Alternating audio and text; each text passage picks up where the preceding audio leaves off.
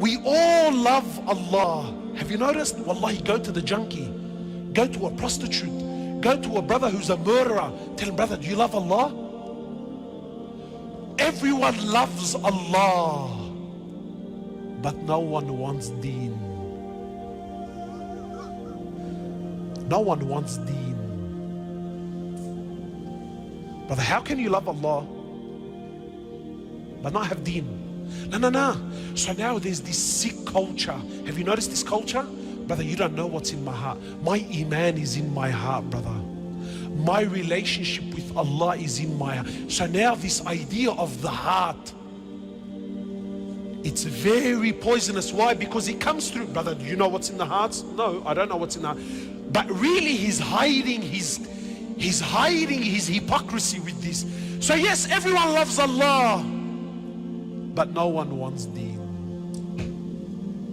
Everyone loves Rasulullah sallallahu alayhi wasallam. Brother, please, when you say his name, brother. Everyone claims they love the Prophet, but no one wants his sunnah. What do you mean his sunnah? Eat on the floor, eat with your fingers, grow a beard, live simple lives. Brother, what's that? What's that, brother? We love Rasulullah. Wallah, we sing his songs and we'll parade and we'll have big protests when something happens. We show. But no one wants his sunnah. We love Jannah. We love Jannah. But no one wants to die. You know what this ummah is suffering from, my brothers? Trust me, it's not knowledge. The alam is ocean, books, apps. Wallahi, jump on YouTube, hours and hours and hours of talks and bayans and khutbahs and classes, and knowledge is there, it's abundant. What is this ummah suffering from more than anything? The biggest disease, the biggest sickness of the Muslims, the biggest calamity in the ummah, do you know what it really is? There's no men. And you know who suffers the most when there's no men? You know who suffers the most?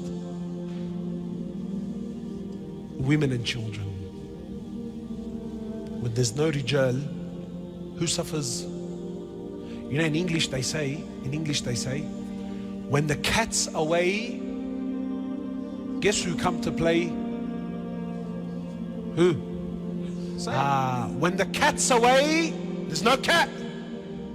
When there's no rijal, when there's no men, when the cat's away, who comes to play? The rats and the mice. No men, rats and mice. Look at our societies. An imam once, true story, I heard this with my own ears. An imam once who was narrating his story, please, wallahi, I will wrap it up, but just stay with me, these are the last very important moments. Imam said once he was preparing for Friday khutbah.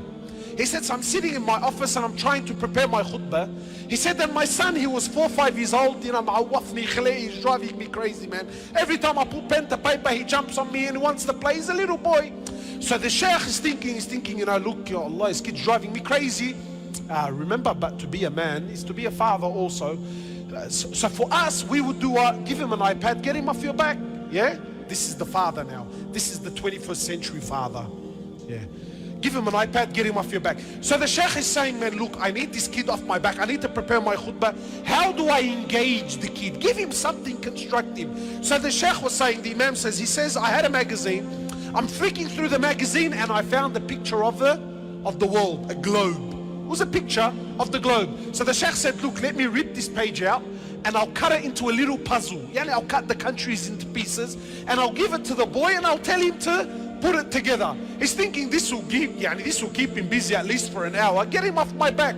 He said, I cut the picture I gave it to my son. I said to my son, listen, put the world together. So the Imam said, the boy took it. I'm thinking, finally now I can gather my thoughts and put the khutbah together. He said within a few minutes, the boy was back and the world was put together. So the Sheikh's thinking, is my son a genius? He's a little boy. So the Sheikh says, my son, Allahu Akbar, Tabarakallah, how did you know where Europe is and the Americas and the Africas? And the kid doesn't go to school, how did you know? He said to him, Wallah father, I don't know. He said, so how did you put the world together? He said, Dad, on the other side of the picture, there's a picture of a man. So I put the arms together and the legs together and the head together. So the Imam said what? He said, Subhanallah, you gave me my topic. When man comes together, the world comes together. But qasam by Allah, as long as man is destroyed, this world will always be destroyed. Rijal, who suffers the most? When the cat's away, the mice will play.